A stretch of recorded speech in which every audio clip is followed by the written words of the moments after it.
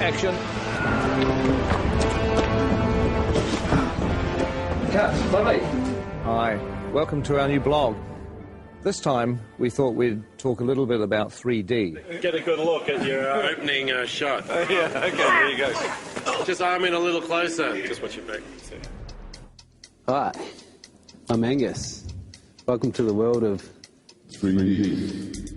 Shooting The Hobbit in 3D is a dream come true. I mean, if I had the ability to shoot Lord of the Rings in 3D, I certainly would have done it. What I actually did on the Lord of the Rings is I had a 3D camera taking 3D photographs. Hopefully, one day, maybe even on 3D Blu-ray, we might be able to actually show you some of the 3D photos from 10 or 12 years ago. It's 3D and I've got reading glasses. It's all good. But now, the reality is that it's not that difficult to shoot in 3D. I love it when a film draws you in and you become part of the experience. And 3D helps immerse you in the film. The essence of our camera system is a camera called the Red Epic. Really, it's this thing that enables us to shoot 3D on The Hobbit. But of course, to shoot 3D, you actually need two cameras. The problem that we have in the cinema world is that the lenses that we use are so large that we cannot get an interocular similar to a human's, which is the separation between your eyes. For us to get the two cameras as close together as possible, they have to shoot into a mirror.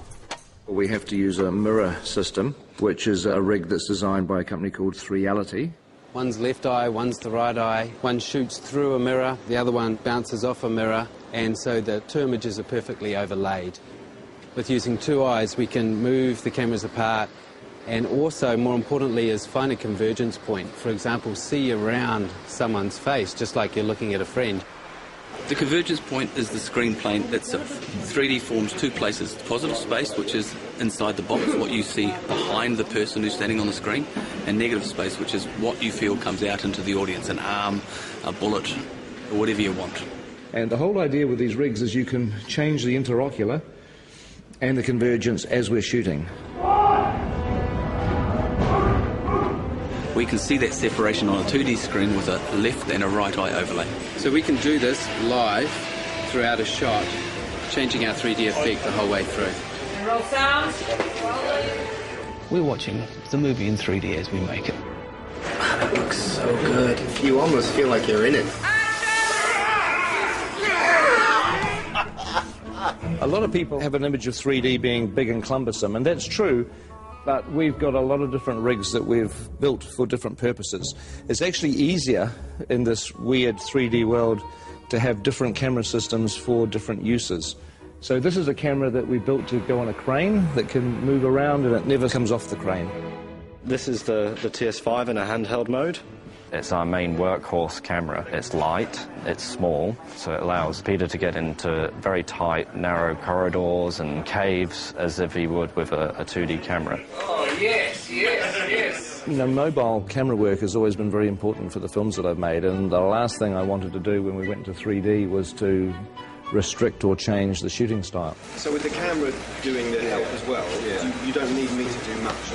It was very important for The Hobbit that we feel like the same filmmakers have gone back into Middle-earth to tell a new story. We're shooting at the same speed as you'd shoot 2D. Dollies, cranes, Steadicam, we put it on the shoulder and we shoot handheld. The same as we would always shoot a movie.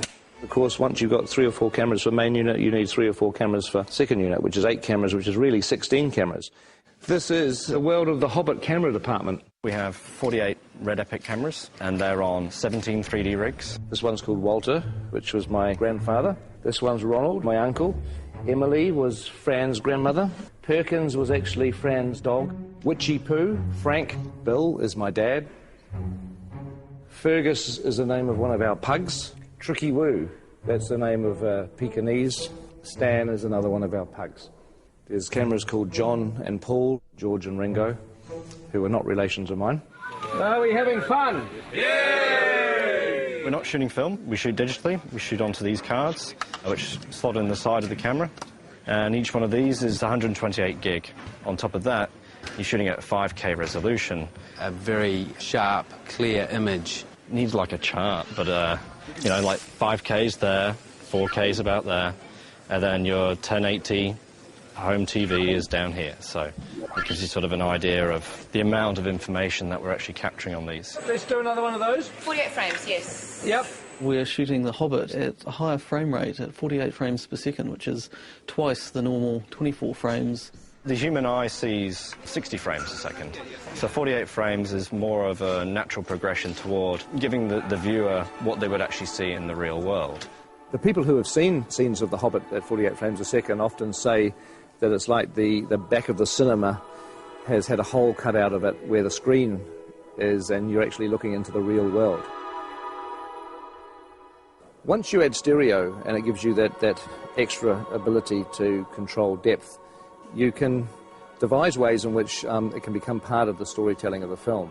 For instance, in Mirkwood, we really play on the fact that it's a forest that's kind of hallucinogenic almost. It draws you in, it makes you part of it, and you may never get out. What we want is just to stay where you are and then... Stay back! Stay where you are! Mirkwood is a big forest, and it's full of vines and sinister-looking trees, I suppose you'd say. It has a lot of things hanging down, a lot of things coming from all sorts of angles, and it helps us with the 3D to be able to push into that and try and get the audience to feel that they're actually trying to move into the forest with the cameras and give it that dark and look-over-your-shoulder feeling. Colour-wise, with the red camera, tends to eat colour a little, and so we add more colour. If you look at the ungraded footage, the trees look incredibly psychedelic. They look like they were painted in 1967. We wouldn't normally be quite as bold as this, even in Mirkwood, which is an enchanted forest, so it's like we oversaturate. Look! In the movie, they won't look anything like that. They'll be graded down and you'll just get the barest hint of colour in the finished film. They're coming back! 3D 48 frames is pretty unforgiving, and we have to change our whole way to go about coloring these things, because what we found out in early tests that if there wasn't enough red in these pieces, they would punch up yellow and react differently than normal skin with blood running through it. So here's an example. This is Graham McTavish as Dwalin, and we've had to add a lot of red tones to his makeup. So if you notice, if you stick your hand up next to your face, how incredibly pale this man is right now. I've barely seen daylight for the last 6 months, that's fine. Yes.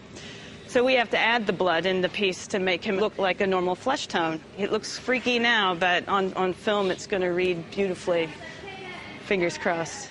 With the 3D HD stuff, it is amazing how when people's hair moves around on the wigs, it has to actually be the real thing. It has to be real hair. And you find, because the number of frames a second you're using and so on and so forth, if you've got real hair moving around, it just looks real. I've never worked on a film that's 48 frames per second and uses the cameras that we're using. It's challenging to look for fabrics that work. I know full well that a fabric that we bought ages ago for a dressing gown for Bilbo would probably make people feel sick if they saw it on camera. It's got spots on it with a little spot inside it, and it would just be like someone throwing stones at your face, I think. So I've avoided that fabric like the plague. It's in very poor taste! Others are just a joy to behold, and the camera picks it up and the audience could see every last detail. So in that sense, it's really exciting. This film is really breaking new grounds in many ways as far as the technology of the filming goes. But John and I are still working in our time-honoured methods of pencil and charcoal, composing pictures in 2D. And we thought we'd try and come up with some way of actually incorporating a 3D aspect into the way that we were producing the concept art. That might communicate more clearly to Peter and to the other technicians. So what we're doing is 2 drawings. One is in red, one is in blue, and the 3D glasses have a red lens and a blue lens, one for each eye. Don't go too heavy. This is probably the first serious cinema production where the actual concept art has been done in 3D. Rather than sharing just the same office, we're actually sharing basically the same vision. Vision, yeah. There's been a bit of a tendency for me to take on the blue, and obviously, you know, sitting on the right-hand side of the picture, it's easier to actually get your head around the left side. It doesn't make sense when you try and explain it like that. It's a huge help for Peter because we're actually proposing the full depths. I mean, it means Peter has to wear glasses when he looks at our art, but... Yeah. My God, coming at you, look at that. Woohoo!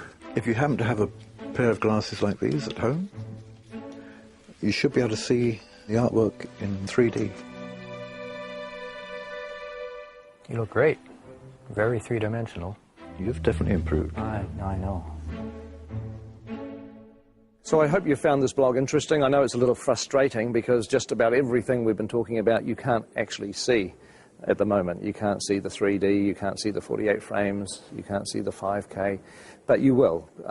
December 2012, you'll finally get a chance to see what we've been talking about. Anyway, I've got to get back to set. It looks like they're almost ready for me down there. We're actually shooting today, as you can see, in a pine forest, but it's not really a pine forest. It's a polystyrene and plaster pine forest. But very shortly, we're going to be leaving the studio and moving on to locations for a few months. So the next time we see you will be from a location somewhere in New Zealand. Catch up with you soon.